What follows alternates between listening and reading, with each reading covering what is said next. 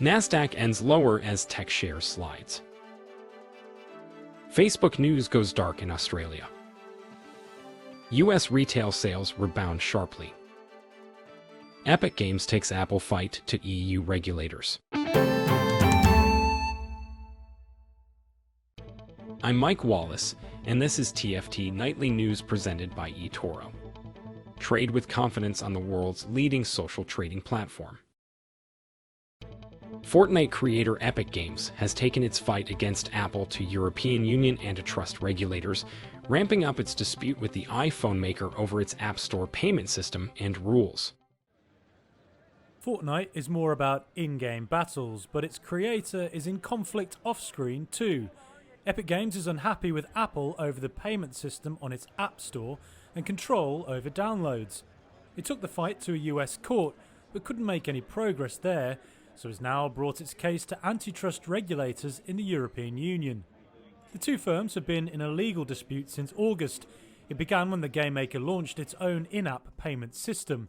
This was designed to get around Apple's 30% fee on some in-app purchases on the App Store. Apple's responded by kicking Epic's hugely popular Fortnite game off the App Store. Epic Chief Executive Tim Sweeney said Apple's control of its platform did not make for a level playing field.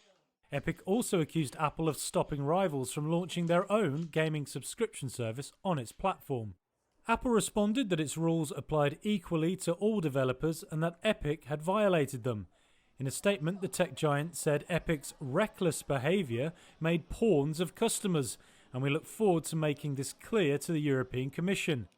Apple has taken small steps towards changing its practices in recent months.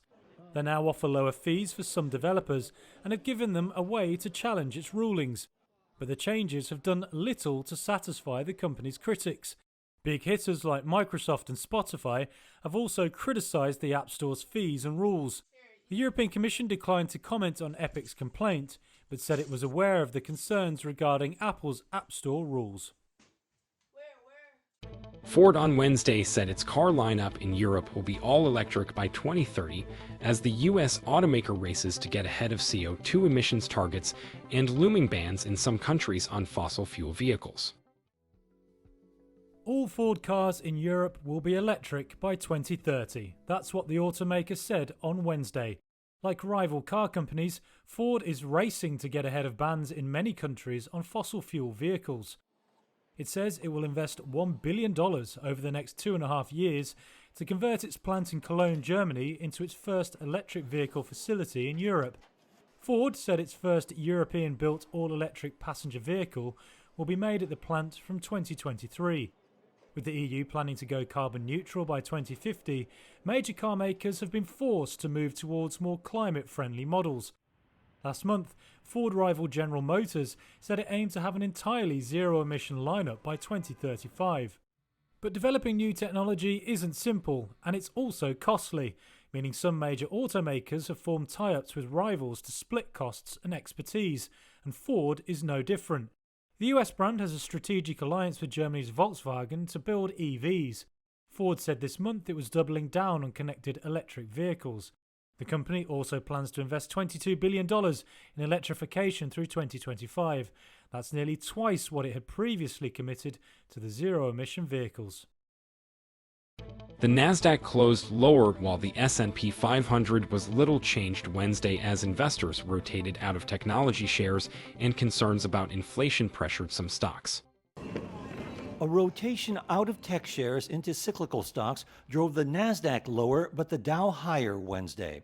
Big-name tech stocks like Apple and Nvidia weighed on the Nasdaq and S&P 500, as did concerns over inflation. Summit Place Financial Advisors President Liz Miller says investors are adjusting their portfolios as they lighten up on tech. I think the slight negative tilt we're seeing is just that. There were a lot of gains last year, and investors are just digesting new information and the year-end result information to reposition for the rest of 2021. The Nasdaq closed down more than 0.5%, and the S&P 500 ended just below the break-even line. But the Dow added a little over 0.25%. The blue chip index got a lift from Verizon and Chevron.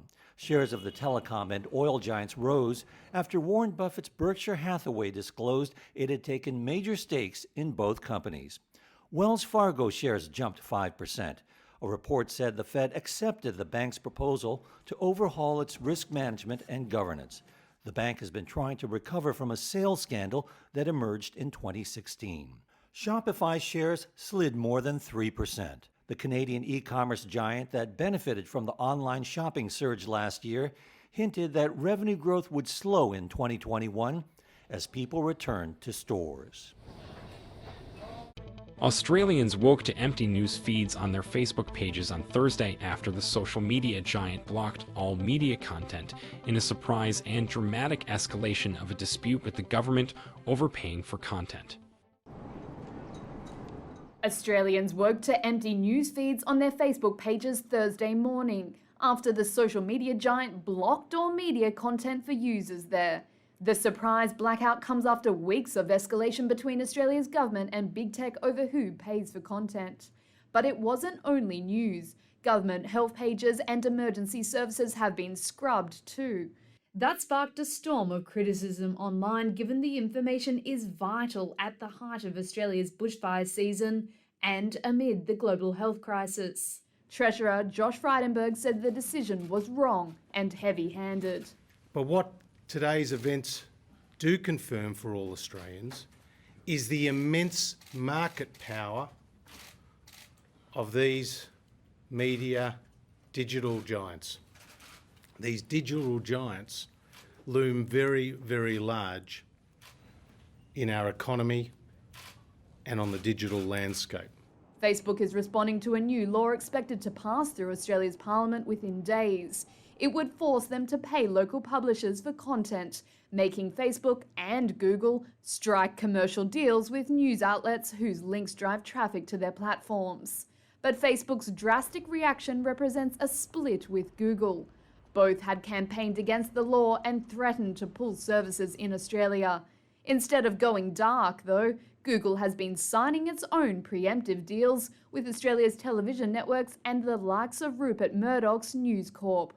Google declined to comment on Facebook's decision on Thursday.